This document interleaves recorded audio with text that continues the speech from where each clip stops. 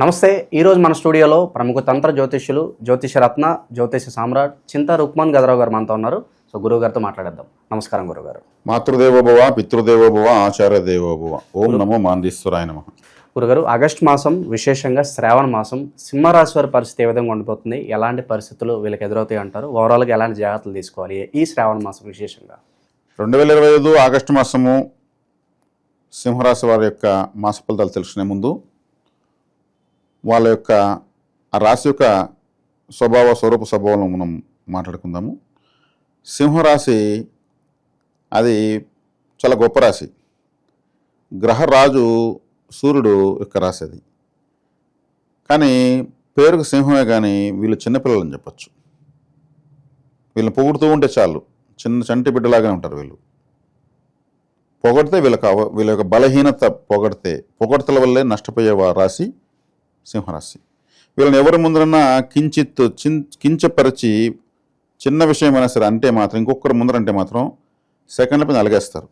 ఎందుకంటే సింహరాశి అంటే రాశి రవి కాబట్టి ప్రెస్టేజ్ ఎక్కువ. మరి అంతే వేగంగా మళ్ళీ కలుసుకునేస్తారు, అది వేరే ఉంది. అలిగేది ఎంత ఫాస్ట్గా కలుగుతారో అంతే వేగంగా మళ్ళీ కలుసుకుంటారు. ఎన్నన్నా కొంతమంది పిల్లలు ఎన్ని కొట్టినంతసేపు బాధపడి మళ్ళీ వచ్చి చేరుతూ ఉంటారు తల్లిదండ్రులకు. వాళ్ళు బాధపడతారు. చూడు, ఇంకెవరైనా మా ఎదురింటి పిల్లలు అయితే కొడితే అలాగే వీధి చివరికి పరిగెత్తున్నారు, మన పిల్లోడు కొట్టినాక చివరిలో తుడుచుకుంటూ మళ్ళీ వచ్చి మనల్ని పట్టుకున్నాడు. ఇంత గొప్ప లక్షణం సింహరాశి వాళ్ళకు ఉంటుంది. వాళ్ళు గుర్తింపు కోరుకునేటువంటి రాశి. ఎప్పుడు గుర్తింపు కావాలి వాళ్ళకు. ఆకలికి అన్నమే లేకపోయినా కానీ వాళ్ళు పొగుడుతూ ఉంటే ఆనందంతో ఉండిపోతారు వాళ్ళు. ఇంకొకరిని దిగజారి ఏమి అడగరు. అక్కడే వాళ్ళకి పెద్ద నష్టం. వీళ్ళు ఇంకొకరికి ఏదో చేసి వీళ్ళు నష్టపోతారు. వీళ్ళ ప్రలోభాలకి, మోసాలకు గురి చేసే వాళ్ళు కూడా వీళ్ళని పొగడ్తలతో ముంచేస్తారంటారా? ముంచేస్తారు. తిరిగి వాళ్ళని వీళ్ళు అడగరు. ఎందుకు అడగరంటే, మనం వీళ్ళందరికీ హెల్ప్ చేస్తాం, వాళ్ళని తిరిగి మనం అడిగితే మనకేం వాల్యూ ఉంటుంది ఈరోజు, లేకపోతే లేనట్టే ఉండిపోదాం, కానీ అడగకూడదు, మనకు ఉన్నప్పుడు బ్రతుకుదాము అనే విధంగా నష్టపోతారు వీళ్ళు. ఇది వీళ్ళ యొక్క సహజ స్వభావము. వీళ్ళు దీన్ని సవరించుకోగలిగితే మాత్రం మెరుగైన ఫలితాలు ఉంటాయి జీవితంలో. కానీ సవరించుకునే ప్రయత్నం వీళ్ళు చేయరు. ఎందుకని అంటారు? అది వాళ్ళ బలహీనత. వాళ్ళకి లేదు, ఆ మెమరీ లేదు. వాళ్ళు ప్రెస్టేజ్గానే హుందాగానే ఉండాలనుకునేస్తారనమాట. అక్కడే వచ్చింది. ఈ సింహరాశిలో ఇంకొక ప్రత్యేకత ఏమంటే, సింహరాశి మఖా నక్షత్రంతో ప్రారంభమవుతుంది. మఖా నక్షత్రం కేతువుది. అది పితృ నక్షత్రం. పితృ నక్షత్రంతో పితృకారకుడైన రవి యొక్క రాశిలో ఎవరన్నా పుడితే వాళ్ళు అంతకుముందు జన్మలో అదే ఫ్యామిలీ చెందిన వ్యక్తి అంతే. వాళ్ళ తాతో, అవ్వో, పెద్దనాన్నో, మేనత్తో ఎవరో ఒకరు అదే పోలికలు మళ్ళీ అదే ఇంట్లో పుడతారు. మఖా నక్షత్రంలో పుడితే వాళ్ళ ముందు జన్మలో కూడా అదే ఇంట్లో వాళ్ళని రూల్ అంతే, తమ్ రూల్. ఇంక దీనికి వేరే ఇంకేమి జ్యోతిష గ్రంథాలు పరిశీలించాల్సిన అవసరం లేదు. కాబట్టి ఈ రాశిలో వీళ్ళంత ఎక్కువ మంది అదే వంశంలో అంతకుముందు వాళ్ళే ఎక్కువ పుట్టేదానికి అవకాశం ఎక్కువ. కొంతమంది వాళ్ళ తాత పేరు పెట్టి పిలిచి నిక్ నేమ్ పెట్టి పిలుస్తూ ఉంటారు. ఆయనే మళ్ళీ పుట్టాడు వాళ్ళ ఇంట్లో అనేసి. వాళ్ళ యాక్టివిటీస్ కూడా అలాగే ఉంటాయి. వాళ్ళు నడిచినా కూడా, ఏం పని చేసినా కూడా ఆయనే కనబడుతూ ఉంటాడు యాక్టివిటీస్. పితృ నక్షత్రం అంటే పూర్వీకుల యొక్క నక్షత్రం అని అర్థం. పితృ తర్పణలు వదలాలంటే అమావాస్య వదులుతారు. అమావాస్యలో కుదరకపోతే మఖా నక్షత్రంలో వదలచ్చు. అది పితృ నక్షత్రం. కాబట్టి ఈ రాశి యొక్క ప్రత్యేకత అది. అంటే పూర్వీకులను కూడా సూచిస్తుంది. కాబట్టి ఈ రాశి వాళ్ళు ఈ పొగడ్తలకు కొంచెం కరెక్షన్ చేసుకుంటే చాలు. అన్ని విధాలు మంచి సహృదయాలు వీళ్ళు. అది హృదయాన్ని సూచించేటువంటి రాశి కూడా. కాలపురుషునికి 5వ రాశి కాబట్టి మన హృదయాన్ని సూచిస్తుంది. వీళ్ళు మంచితనానికి పోయేసి, అంటే మంచి సహృదయానికి పోయేసి గాయాలు పాలవుతుంటారు మానసికంగా. వీళ్ళంత ఎక్కువగా రాజకీయాలు, సెంట్రల్ గవర్నమెంట్ ఎంప్లాయీస్ లేదా గవర్నమెంట్ ఎంప్లాయీస్, ఇటువంటి వృత్తుల్లో ఉండేదని కూడా అవకాశాలు ఎక్కువ ఈ రాశిలో పుట్టిన వాళ్ళు. ఎందుకంటే గ్రహరాజు రవి కాబట్టి రవి కారకత్వాలు ప్రభుత్వ సంబంధమైనవన్నీ కూడా. ఒకవేళ ఉద్యోగం రాకపోయినా కానీ గవర్నమెంట్ కాంట్రాక్ట్లనే చేస్తారు. సింహరాశిలో పుడితే ఒక వార్డు మెంబర్నే కావాలి, లేదు ఒక సర్పంచ్ని గెలిపించేదానికి వెనకుండి కింగ్ మేకర్నే కావాలి. ఏదో ఒక విధంగా ఆ ప్రభావం చూపించేస్తారు. ఆ అవకాశం వచ్చేస్తుంది. ఇక వీళ్ళకు ఆగస్టు మాసం తీసుకుంటే వీళ్ళకు బాగున్న గ్రహాలు రవి, గురువు. అదేవిధంగా వీళ్ళకు రవి గురువుని కుజుడు న్యూట్రల్గా ఉన్నాడు, కేతువు న్యూట్రల్, ఎందుకంటే జన్మంలో ఉన్నాడు కాబట్టి. సప్తమ రాహు మంచోడు కాదు, అష్టమ సప్తమ స్థానంలో శని మంచోడు కాదు. ఇంకా లాభంలో శుక్రుడు ఉన్నాడు. శుక్రుడు బాగా బెనిఫిటబులే. అంటే ఇక్కడ వచ్చేకాడికి అంటే అనుకూలించే గ్రహాలు వ్యతిరేకించే గ్రహాలు ఈక్వల్గా ఉన్నాయి. కానీ శని రాహువుల స్థితి మాత్రం వీళ్ళకు కొంత ఇబ్బందికరం. శని రవికి మొట్టమొదటి శత్రువు, రాహువు మొట్టమొదటి శత్రువే. ఎందుకంటే రాహువు కేతువు విడిపోవడానికి కారణము, రెండు ముక్కలు అవ్వడానికి కారణం రవిచంద్రులే. కాబట్టి ఈ రాశికి 7వ ఇంట్లో రాహువు శని స్థానంలో కుంభంలోకి వచ్చాడు కాబట్టి రాశిని చూస్తున్నాడు కాబట్టి ఇదొకటి ఇబ్బందికర విషయము. వీళ్ళకు ఏదైనా హృదయ సంబంధమైనటువంటి సమస్య రావడం కానీ, లేదా ఈ రాశిలో పుట్టిన వాళ్ళ తండ్రికి రావడం కానీ, తండ్రి సమానంలోకి రావడం కానీ, హృదయ సంబంధ వైద్యము చికిత్స, లేదు ఇప్పటివరకు లేకపోతే ఇప్పుడు సమస్య స్టార్ట్ కావడం లాంటివి ఉంటాయి. శని కూడా చూస్తున్నాడు కాబట్టి సూతకము అంటే వీళ్ళ సంబంధించినటువంటి రక్త సంబంధికులను చనిపోయేదానికి అవకాశం ఉంది. శని మృత్యుకారకుడు కదా, ఆయుష్ కారకుడు. ఆయుష్ను సూచించే శని రవిని చూస్తున్నాడంటే, రవి అంటే వంశము అని అర్థము. కాబట్టి ఎవరన్నా వీళ్ళ వంశంలో ఆయుష్ తీరో లేదు ఇంకేదో అనారోగ్యంతోనో రాహు చూస్తున్నాడు కాబట్టి వాళ్ళు స్ట్రాంగ్గా ఏం చేస్తున్నారు, రాశిని వీక్షిస్తున్నారు. కానీ స్వక్షేత్రంలో రవి ఉన్నా కానీ వాళ్ళ యొక్క తాకడ తగులుతూ ఉంది. ద్వితీయంలో కుజుడు అంత యోగవంతమైన గ్రహమేం కాదు, న్యూట్రల్ అని చెప్పచ్చు. కాబట్టి ఏదన్నా అప్పు అవసరానికి చేసే అవకాశం కూడా వీళ్ళకి వస్తుంది. లాభంలో శుక్రుడు పాపగ్రహము, ఈ లగ్నానికి పాపగ్రహం శుక్రుడు లాభంలో పడడం మంచిదే. గురువు లాభంలో ఉన్నాడు. ఈ తాకడలన్నీ ఉన్నా కానీ వీళ్ళకి పరిస్థితుల్లో సమన్వయం చేసుకోగలుగుతారు, అన్నిటినీ బ్యాలెన్స్ చేసేస్తారు. ఇప్పుడు అప్పు చేసి వ్యాపారం కూడా పెడుతూ ఉంటారు, అది రిస్క్ అనుకోవచ్చా, లేదంటే పర్లేదు ముందుకెళ్ళొచ్చు అంటారా? కొద్ది రోజులు లోపలి పడడం బెటర్. కుజుడు 3వ ఇంట్లోకి వెళ్ళే వరకు ఉండడం బెటర్. ఎందుకంటే కుజశనిలో తాకడ ఉంది ద్వితీయ అష్టమ స్థానాల్లో. కాబట్టి కొద్ది కాలం తర్వాత వీళ్ళు ఇప్పుడు స్టార్ట్ చేసినా కానీ కొద్ది కాలం తర్వాత ట్రాక్లోకి వస్తుంది. ఇప్పుడు స్టార్ట్ చేసే ఇమ్మీడియట్ మూమెంట్ రాదు. కాబట్టి అప్పు చేయడం అనేది అంత కరెక్ట్ అయితే కాదు. కొద్ది రోజుల తర్వాత చేస్తే ఇంకా బెటర్ ప్రాజెక్ట్ వీళ్ళకి అవకాశం వస్తుంది. ఇక దూర ప్రయాణం చేసే వాళ్ళకి ఏదైనా సూచన ఉందా? దూర ప్రయాణాలు చేసే వాళ్ళకి ఇప్పుడు ప్రస్తుతానికి వద్దండి. ఎందుకంటే దూర ప్రయాణము అంటేనే రాహువు, చంద్రుడు, వ్యయంలో బుధుడు ఉన్నాడు. బుధుడు ఈ రాశికి మంచివాడు కాదు. డాక్యుమెంట్ ప్రాబ్లం వచ్చేదని కూడా అవకాశం ఉంది. ఏదైనా డాక్యుమెంట్ కరెక్షన్స్ కూడా చూసుకోవాలి వీళ్ళు. బుధుడు అంటే డాక్యుమెంట్, ల్యాండ్ డాక్యుమెంట్స్ మరీ ముఖ్యంగా. కాబట్టి తల్లికి సంబంధించినటువంటి ఆస్తులు సంక్రమించే వాళ్ళు, లేదు ఇతరత్ర ఇంకేదన్నా డాక్యుమెంట్స్ ఉన్నవాళ్ళు ఆ డాక్యుమెంట్స్ 1-4 సార్లు వెరిఫికేషన్ చేసుకోవడం బెటరు. బుధుడు డాక్యుమెంట్ కారకుడు, బుధుడు వ్యయంలో నష్టంలో ఉన్నాడు కాబట్టి. ధనకారకుడు అయినటువంటి గురువు శుక్రులు లాభంలో ఉన్నారు. ఐడియాలు వెంటనే వస్తాయి, ఎలా తప్పించుకోవాలి, అన్నికి మనకి పోగలిగితే బెటరు. ఎందుకంటే సింహరాశి వాళ్ళు ప్రెస్టేజ్ ఎక్కువ చూస్తారు కాబట్టి వాళ్ళు కొంచెం తగ్గరు. కాబట్టి సొంత వాళ్ళే ఒక మాట అన్నా కూడా తీసుకోలేరు, ఎవరన్నా తీసుకోలేరు.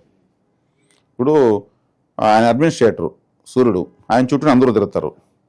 నువ్వే మా చుట్టూ తిరుగుతాడా? తిరగడు. కాబట్టి ఇక్కడ కేతువు కూడా లగ్నంలో ఉన్నాడు, రాశిలో ఉన్నాడు. వైరాగ్యం భావం ఉంటుంది ఖచ్చితంగా. ఈ వేధించే గ్రహాలకు 2 ఎదురుగానే వేధిస్తున్నాయి. ఏది? రాహు, శని. లాభంలో గురు శుక్రులు, రవి, వీళ్ళు స్ట్రాంగ్గా ఉన్నారు కాబట్టి సమన్వయం చేసుకోగలుగుతారు పరిస్థితులను, ఇబ్బంది ఏం లేదు. ఒక స్త్రీ వల్ల పరువు నష్టం కానీ ధన నష్టం కానీ ఏదైనా సూచిస్తుందా వీళ్ళకి? స్త్రీ వల్ల లాభము నష్టం 2 సూచిస్తూ ఉంది. ఎందుకంటే శుక్రుడు లాభంలో గోచరంలోకి వచ్చాడు. గోచరంలో మంచిదే, కానీ లాభంలో శుక్రుడు మామూలుగా జాతకాల్లో లాభంలో ఉండకూడదు అంటారు. లాభాన్ని సూచిస్తాడు, నష్టాన్ని సూచించేస్తాడు. ఆయన స్త్రీకారకుడు కాబట్టి ఆ 2 ఇస్తాడు. అందున అది మిథున రాశి. మిథున రాశి అంటే స్త్రీ పురుషుల కలయిక. అక్కడ గురువు గారు శత్రువు ఉన్నాడు. ఈ గురువు శని, గురువు శుక్రులు అక్కడ ఉన్నారు కాబట్టి, గురు శుక్రులు అంటే భీముడు, దుర్యోధనుడు ఇద్దరు బలం కలిగిన వాళ్ళే. లాభం అనే స్థితిలో ఉన్నారు. ఒకరిస్తే ఇంకొకరు ఈనీరు, ఇంకొకరిస్తే ఇంకొకరు ఈనీరు, నేను ఇస్తానంటారు. ఈ పోటాపోటీలో ఫలితం వచ్చేది కష్టం అవుతుంది. అయినా డిగ్రీస్ పరంగా గ్రహాలు దూరం జరుగుతాయి కాబట్టి, గురువు దీర్ఘ సంచార గ్రహం కాబట్టి, శుక్రుడు ఒక నెలపాటే ఉంటాడు కాబట్టి ఆయన వేగంగా వస్తాడు కాబట్టి, గురువుని దాటుకొని వచ్చేస్తాడు కాబట్టి శుక్రుడు వాళ్ళ ఫలితాన్ని వేగంగా ఇస్తాడు. దానివల్ల గురువుకి దగ్గరలో ఉన్నప్పుడు శుక్రుడు ఇవ్వలేడు అంటే స్త్రీ వల్ల నష్టం ఉండొచ్చు. దూరం జరిగినాక స్త్రీ వల్ల లాభం ఉంటుంది. ఇది డిగ్రీస్ పరంగా డిగ్రీ అస్ట్రాలజీలో వస్తుంది. ఇక విద్యార్థులు, నిరుద్యోగుల పరిస్థితి ఏంటంటారు ఓవరాల్గా వీళ్ళకి? విద్యార్థులకైతే బాగుంది. గురువు శుక్రుడు లాభంలో ఉండడం వల్ల ఇక డాక్యుమెంట్స్ పరంగా విద్యార్థులు కూడా కేర్ఫుల్గా ఉండాలి. ఏదో సర్టిఫికేట్ల పని మీద వెళ్తే అక్కడ పని ఆగక మళ్ళీ వెనక్కి తిరిగి రావడం, ఏదో ఒక సర్టిఫికేట్ మర్చిపోవడము, లేదా జిరాక్స్ తీసుకుంటే అది కొంచెం ముద్దగా వచ్చేయడము, అది డాక్యుమెంట్ ప్రాబ్లమే. లేదంటే డాక్యుమెంటు వీళ్ళకు మిస్ కావడము, జారి పడిపోవడము లాంటివి ఉంటాయి. కొంచెం చూసుకోవాలి. బుధుడు వేయంలో ఉన్నాడు కాబట్టి గురు శుక్రుడు లాభంలో కూడా విద్యార్థులకు ఇతరత ఒక సర్టిఫికేట్ల పరంగా క్లియర్గా ఉండాలి అంతే. ఇక చివరగా వివాహాల పరంగా అలాగే పెళ్లి చూపులకు వెళ్తూ ఉంటారు చూడడానికి, ఇలాంటి వాళ్ళకి ఏదైనా సూచన ఉందా ఈ మాసం? పెళ్లి చూపులు వెళ్ళే వాళ్ళకి శుక్రుడు లాభంలో ఉన్నాడు. మగవాళ్ళకైతే బాగానే ఉంటుంది. ఆయన లాభంలో ఉన్నాడు కాబట్టి లాభకరంగానే ఉంటుంది.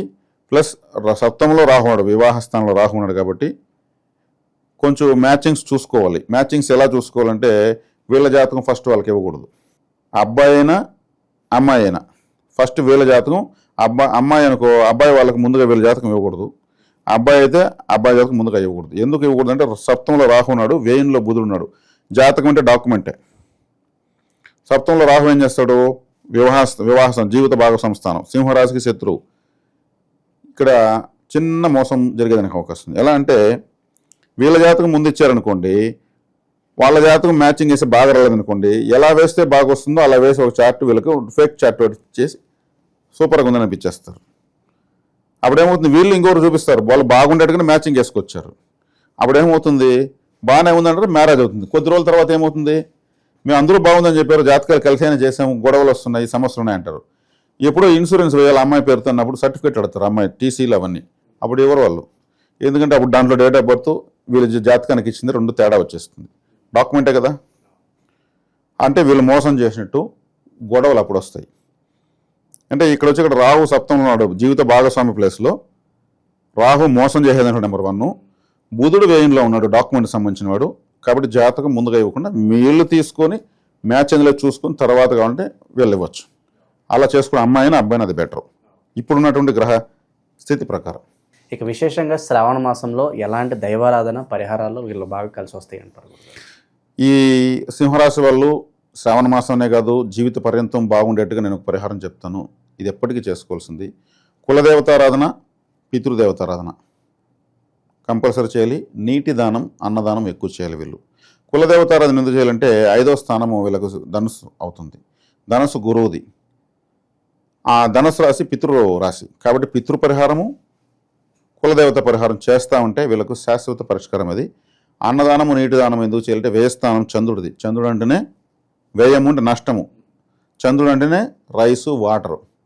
ఏదైతే నష్టమో దాన్నే దానం చేయడం వల్ల వీళ్ళకు రాశికి ఎప్పటికీ శ్రీరామ రక్షలాగా ఉంటుంది. ఎందుకంటే మఖ నక్షత్రంతో వీళ్ళ రాశి ప్రారంభమవుతుంది, పితృ నక్షత్రంతో ప్రారంభమవుతుంది. 5వ స్థానము నైసర్గిక కాలపురుషునికి పితృస్థానం కాబట్టి కాలపురుషునికి 5వ స్థానం సింహరాశి, వీళ్ళది కులదేవతా రాశి. వీళ్ళకి మళ్ళీ కులదేవత రాశి పితృరాశి. కాబట్టి పితృ పరిహారము, పితృదేవతను ఆరాధించడము అంటే సూర్య నమస్కారాలు. అదేవిధంగా కులదేవత తెలియని వాళ్లకు, మాకు కులదేవత అంటే చాలామంది తెలియదు. వెంకటేశ్వర స్వామిని, నరసింహస్వామిని, రాజరాజేశ్వరి, లలితాదేవిని, వాళ్ళంతా పరదేవతలు, యుగదేవతలు. కులదేవత అంటే ఇక్కడ మనము కొంచెం సమయమైనా చెప్పేద్దాము. బహిరంగ ప్రదేశాల్లో పొలాల మధ్యలో చెట్ల కింద, మామిడి చెట్టు, వేప చెట్టు, రావి చెట్టు, మర్రి చెట్టు, ఇట్లా చెట్ల కింద పుట్ట మట్టితో పన్నీటి జలాలతో కలిపి విగ్రహాలు చేసి పెట్టి మంచి మధ్యాహ్నం వాళ్ళ పిల్లలకు తల వెంట్రుకలు తీసి వాళ్ళకి ఇవ్వాల్సినటువంటి, ఆ దేవతలకు ఇవ్వాల్సినటువంటి బలులు కానీ నైవేద్యాలు కానీ సమర్పించి వాళ్ళందరూ అక్కడే తినేసి వచ్చేస్తారు. వేరే వాళ్ళు ఎవరు వాళ్ళ ఊళ్ళో పోరు, పిలిస్తే కూడా రారు. మాకు ఆ దేవుడు లేదు అంటారు, భయపడతారు. అది కులదేవతారాధన. అది ప్రాచీన కాలంలో చాలామంది తర్వాత వాళ్ళకి అందివ్వకుండా చేశారు. కాబట్టి వీళ్ళు కులదేవత ఎవరైనా ఎంచుకోవాలనేసి యుగదేవతల దగ్గరికి వెళ్తున్నారు. తప్పేం లేదు, కానీ కులదేవత కాదు. కాబట్టి కులదేవత పరిష్కారానికి మన దగ్గరనే సెంగాలి అని ఒక కర్ర ఉంది. ఆ సెంగాలి కర్రను కేరళ, తమిళనాడు, పాండిచ్చేరి, కర్ణాటక ప్రాంతాల్లో కులదేవతగా భావించి పూజ రూమ్లో పెట్టి ఆరాధిస్తారు. అదొక పరిష్కారం ఉంది. కాబట్టి తెప్పించుకోవచ్చు. తెప్పించుకుంటే ఒకసారి తరతరాలకు ఉండిపోతుంది. కాబట్టి సింహరాశి వాళ్ళకు కులదేవత, పితృదేవత, నీటి దానం, అన్నదానం, ఇది సూపర్ పరిష్కారం. సో ఓవరాల్గా సింహరాశి వాళ్ళకి వాళ్ళ జీవితాంతం ఉపయోగపడేలాగా మంచి దిశానిర్దేశం చేశారు గురుగారు. అద్భుతంగా వివరించారు. ధన్యవాదాలు.